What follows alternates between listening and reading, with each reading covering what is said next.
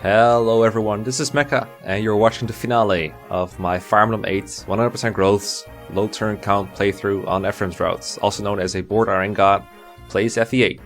Now you might be wondering, what are you doing in chapter 20? I thought we were doing the finale, and that's right, we are doing the finale. But after I uploaded chapter 19 and chapter 20, a player named Gradivus came up to me and said, hey man, you can probably save a turn in chapter 20 if you just do a triple warp like this, and he explained it. I was like, wow, cool. But then it turned out that things weren't quite working out, and in order to get this turn save, I would have to go back and redo a couple of things. And I thought, man, this is a lot of work.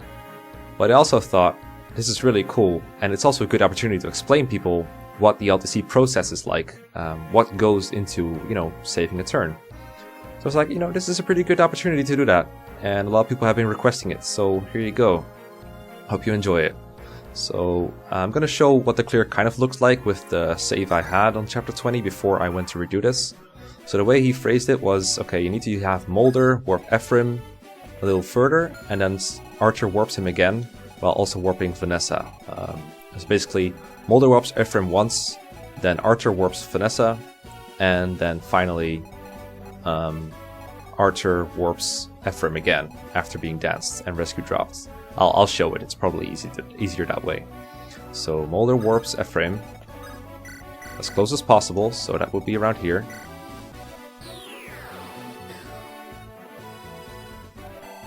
Got a couple level ups to sit through. Never gets tiresome to see these awesome level ups though.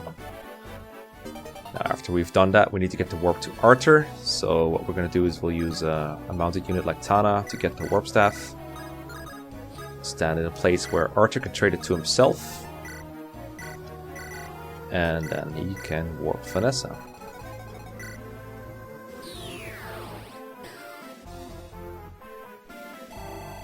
And after that, we need to get Archer a little bit closer, so that after he's being danced, he can reach Ephraim. So we'll use La Rochelle for this, a little bit closer, and then we'll drop him with Franz. This should do.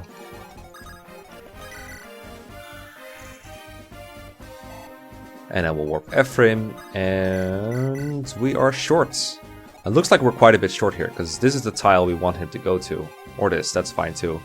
But we can't reach that. But if we count the tiles, so these tiles are equivalent, which means, they're the same range from where he stands, same amount of squares, or from where he's warping.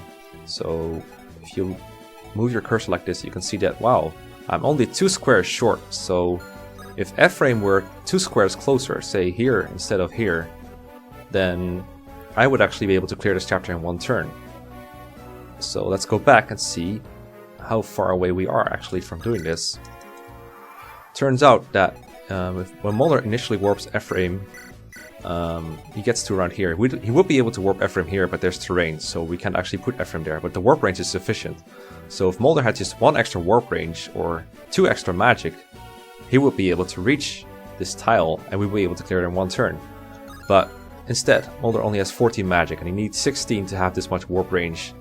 So that's when you start to think, how can I get Molder the extra warp range that he needs? Gradivus told me, yeah, you need a 60 magic Molder. I didn't figure this part out on my own, but this is the process you kind of have to go through if you're all on your own. So there's a couple of things you can do. For one, you can try to figure out the magic. You can also try to reverse things a little bit, see how that works out. So for example, I started experimenting. What if I warp Vanessa first with Molder, and then I'll just warp Ephraim twice using Archer? That would probably work if Vanessa's close enough. And if this were the solution, we'd be done here. We'd be in the final already. But it turns out that Vanessa is also 1 square short of reaching Morva from here. I would actually be able to get a kill with, a pierce crit from range with like a javelin or a spear. So I would be fine with attacking at 2 range if it meant I got to 1 turn, but this was not the solution either. So we're back to that 1 square that Molder needs. How can we get Molder 2 extra points of magic? Now the obvious answer to that, it would be an energy ring. What if we gave Molder one of the energy rings that we gave to someone else? Now the chapter 7 energy ring that Colm steals in you know, from the mage. That one is off limits. Seth needs it to kill the boss and to break the wall, so we can't use that one. And the only other energy ring I get is the one that I use on Arthur in chapter 15.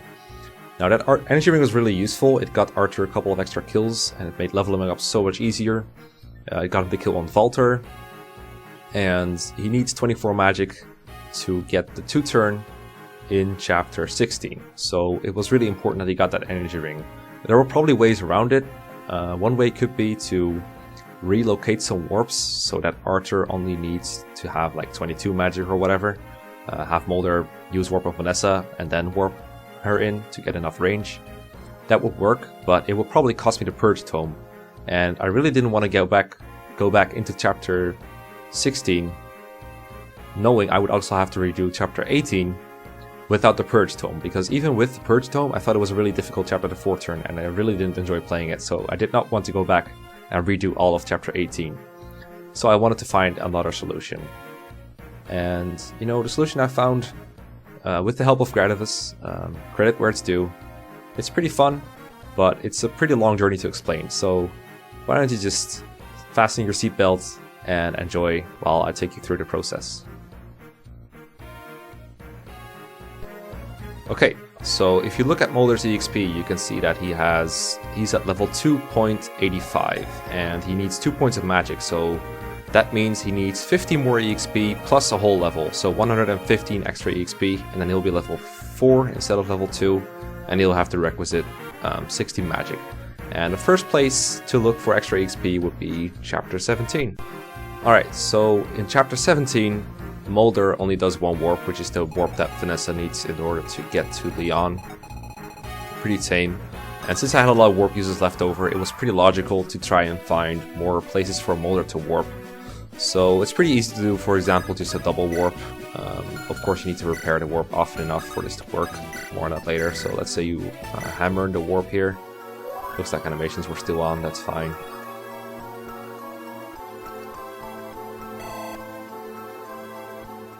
Let me turn those off real quick. So let's say you warp Vanessa twice, for example, get an extra warp in here. And then you could dance him.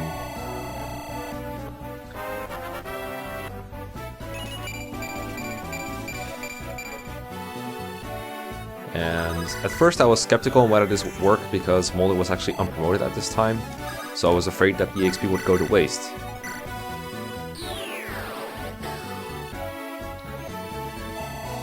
But it turns out it actually exactly, or almost exactly, gets him to level 11. Unpromoted Warp EXP is of course like twice as much as promoted Warp EXP. He gets 85 instead of 42 or 43. So that's much better, and in fact it already gets us one of the levels that we need, so now we just need to get the other bit of EXP, which is a big pro. I only realized this a little bit later, but this was a huge boon for me.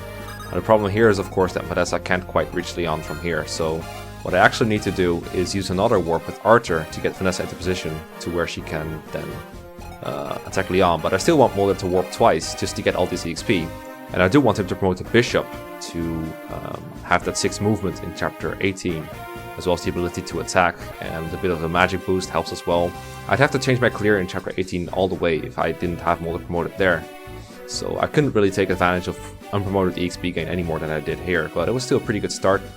The problem here though is that Mulder just used 2 warp uses that I didn't take into account before. And I'm also going to have to use another with Arthur, so I need 3 warp uses for this map, and that puts warp at 2 uses. Whereas the last time I went into chapter 18, I used warp 3 times, and then I hammered it.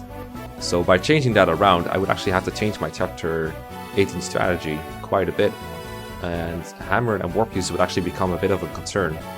Because right now, I use 1 hammer to repair it right now, then I would have to use another to put it back to 5 uses before chapter 18, and I only have 1 use left, and I was a bit worried that things wouldn't work out, because I also need to use extra warps in chapter 20 now to get to 1 turn.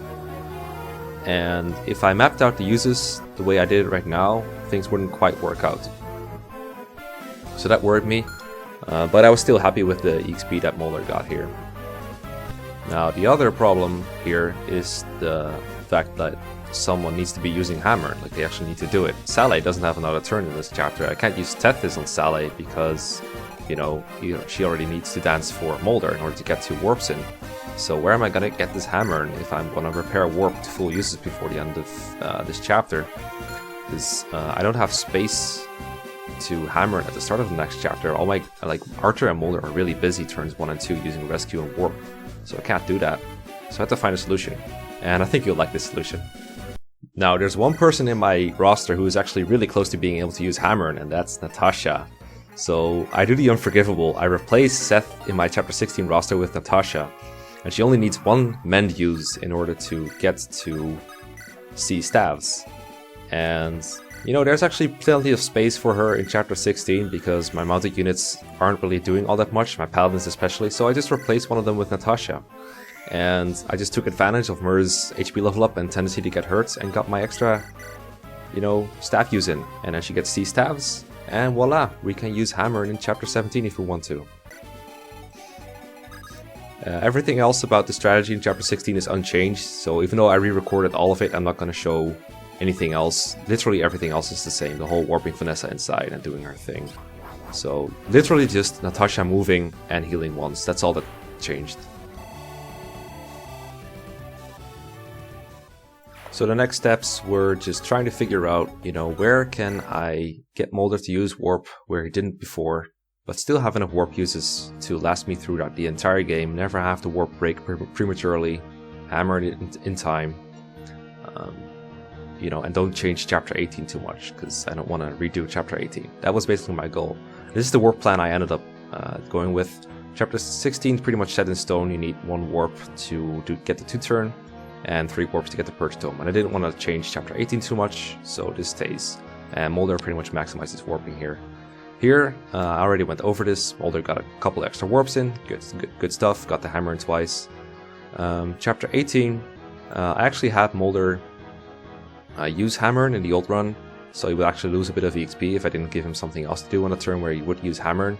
And I ended up going with sleep first because that gave the most EXP other than hammer. But it turns out you cannot sleep eyeballs or you cannot sleep eggs, and if I slept an eyeball, then that eyeball would not kill himself on enemy phase, so that was a no-go. So instead I had him use barrier. Not the greatest thing, but it was some EXP and I thought I might need it. I didn't know at the time. But I just kept chapter 18 the way it was mostly. Chapter 19, though, I could get him a couple of extra warp uses in, and combined with the level that he got in chapter, 17, where he got the extra level, that was actually enough to get him to the benchmark that I finally wanted him to reach. And that meant I had enough to get the, the triple warp in chapter 20. And in chapter 20, I would have 4 warp uses, and I would use 3 of them to get the 1 turn, which would leave me 1 warp for final. Now, in my old clear, I actually used 2 warps in final, and I thought that was the minimum I needed. But then Gradivus pointed out it was possible to do it in 1 turn with 1 warp. Thank God for that. And that is the whole story of how I saved a turn in chapter 20 by going back all the way to chapter 16 and changing my whole warp plan. So all that leeway that I had with warp staff and all that messing around, like warping Tana to the secret shop, that was gone. There's no more leeway. I'm using up every single warp and every single hammer use that I have. But I did save a turn, so totally worth it. Now let's watch the final product. So here's the revised version of chapter 17.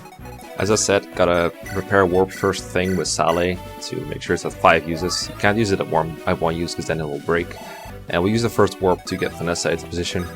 And then it's just a matter of thinking, what am I going to spend these 2 warps on? They don't have to do anything in particular other than getting Molder EXP to get to level 11. And for the first thing, I decided let's go make Tana do something useful. Tana still needs some XP to get to level 10 in order to promote. In the previous clear I did, she got to level 11 because she got a bunch of extra kills, but in here I can't really afford to do that. So I decided, let's have her kill that mage that has a guiding ring. And the added bonus of that is that I can use the guiding ring on Null to promote for chapter 18, and that will leave me with the Master Seal that I can actually use to promote Tana this time, like I kind of promised in the first run. So it's sort of a useful warp, but not really. Although in chapter 19 I no longer have time to warp Tana to the secret shop, so, makes sense to do this. And then the other warp that I can get thanks to Tethys, I decided to spend on Myr to kill the Brave Axe hero. I felt kind of bad last time for Myr for only getting one hero kill, and this time it's going to be no different, but at least it's going to be a better hero kill, right? This time I'm going to get the Brave Axe. Brave weapons in FE8 are like completely useless because they are obtained so late and they're so unnecessary. But in this case, I might as well get one, even though I'm never going to take it out of Myr's inventory. It's nice as a souvenir for chapter 17, you know? Let's just take it. And there wasn't a whole lot of reason to extend this chapter onto the enemy phase here, so I decided to just go for a kill. I barely even RNG used for it. But before I do that though, I gotta remember to hammer in with Natasha to repair the warp before chapter 18. Because as I said, if it's not at 4 or 5 uses before chapter 18, I would have to change my entire plan. And we don't want to do that, you know? Gotta be a little bit lazy when you're LTCing. Seriously though, fuck chapter 18. I'm not redoing that. So yeah, make sure to give the spear to Vanessa, because it makes critting a lot more likely. Either a pierce or a crit will do the job here, if I remember correctly. Leon's battle theme is awesome, by the way. Definitely my favorite track in the game. No competition there.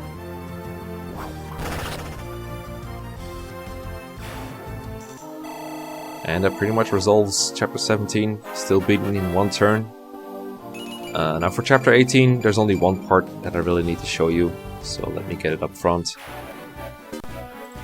It's this little part right here, where I have all my 3 magic users standing in a little row, Archer doing the warp with friends to get him closer to the eggs, and then Saleh and Molder do a little bit of weird trading to make sure that I could repair the warp this turn with Hammer using Molder. But like I said in my explanation, I didn't want to use the hammer in here because then it will break before the final chapter, since it's at 2 uses, so repairing it here would waste another warp use. Since the hammer from last chapter already wasted a warp use. And I can't afford that, so instead what I do is I get the barrier staff. You can see Molder has to sleep in his inventory, so there was an option of sleeping the eyeball here, but if I did that he wouldn't suicide on enemy phase, and I couldn't sleep the egg, unfortunately. I've tried putting eggs to sleep in real life, it didn't work so well, so Fire Emblem is realistic in this aspect. That's all I really have to show for chapter 18, because everything else is really the same. So let's how about and move on to chapter 19. Alright, this is it. This is chapter 19. If Molder doesn't reach 60 magic by the end of this chapter, we're busted, so better go for it. Archer needs the torch, he has the highest magic of anyone, and he can reveal both the tile that I want to warp Vanessa to, and the tile where Reeve is, which lets us attack Reeve on player phase. Molder needs to warp twice in order to get enough EXP, so the first warp gets him at 73, and gets Vanessa into position to where another warp will get her beyond these enemies and in range of Reeve. We gotta repair the warp so that it has 5 uses, which is just enough to get us through the rest of the game. And then we gotta dance with Tethys to warp Vanessa again. No one else really has to do anything, it's really just these units, and we can see that there's just enough warp range to get Vanessa where she needs to go, and Molder just levels up with 15 EXP to spare, and now he's level 3, after being level 11 before promotion. That gets him 60 magic, which is just enough for what we need in chapter 20. So let's run up to Reeve. Funny thing, I didn't actually rig a crit for Reeve, because I wanted to see what would happen on enemy phase, or if I would get the crit naturally. Turns out Reeve is the very first to attack. FE7 AI, well done. So that is a 1 turn of chapter 19. Now let's see if we can get that elusive 1 turn of chapter 20 that we've been doing all this work for. So this is the revised version of chapter 20, and hopefully everything works out. Hopefully the math was correct. And it looks like it is, because Molder does have the extra magic, enough to push Ephraim into that square that we needed him to, so that we can warp him onto the island. And I was very happy when I first saw that it worked. Like, I couldn't be more relieved. Tana, we gotta reward her for getting her own promotion item, or getting one for Noel so that she can use the Master Suit for herself. Still going Falconite because it's canon, because it doesn't matter, and because we have to. And because I feel like it. And you know, what other ways is there to spend this turn besides training the warp around? We all know that's like second priority compared to getting the warp to the right place, but whatever. So now I can warp with Archer, get Vanessa into place. This warp is kind of overkill. I could have swapped them around like I showed, have Molder do this warp with Vanessa. Really doesn't matter. I think this one looks a little more elegant though. but you know, you can do whatever you like. I have Ford to the rescue instead of La Rachel this time, or La Rachel, just so Ford feels useful one last time. And then it's time for that final warp of chapter 20. Get Ephraim just to that island. Must feel very weird, but you know, it gets the job done. And now we're just one boss kill away from a juicy, juicy one turn of chapter 20. I didn't think this was possible with Bishop Arthur, but apparently it is. Guess my knowledge was a little outdated. It's so cool how this game can still teach you tricks even after years and years of playing it. And I hope you guys enjoyed the learning experience as well, because we are headed right into the final chapter of Fire Emblem 8, low turn count, 100% growths. Come with me, guys. Let's have some fun.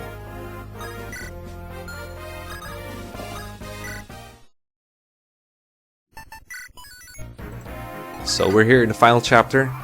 As instructed, I brought all of my most important units like Gilliam, Amelia, Ewan, Cyrene, all these important players. Can't forget Naomi either.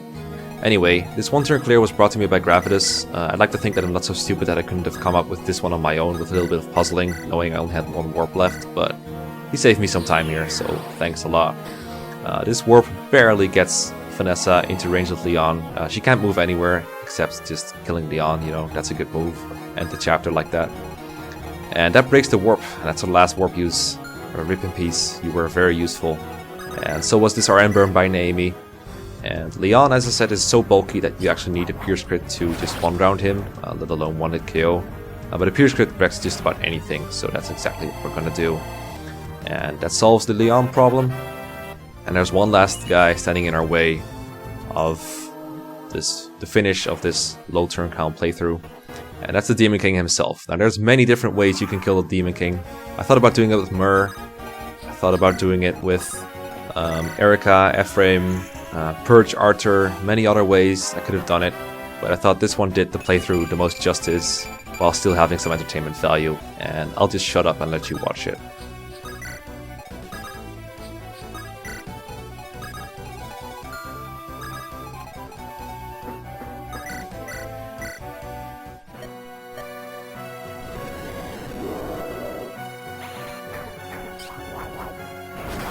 Oh yeah, that's so delicious. You know, this wasn't even planned. I was always going to promote Tana, but when I saw this was possible, I couldn't resist. Anyway, I'm gonna have to cut it short here. Shout outs to anyone who helped me out. I'm gonna put the Q&A and everything else in another video. It will be by Past Mekkah, who also finished a recording of the last few chapters. But Past Mekkah is under the impression that he two-turned chapter 20, and so was his game, so forgive him for being a little bit behind the times. Hopefully you enjoyed it, hopefully you enjoyed this little revision video that I did, and hopefully you'll enjoy the Q&A as well. Thanks a lot for watching, and I'll see you guys next time. See ya!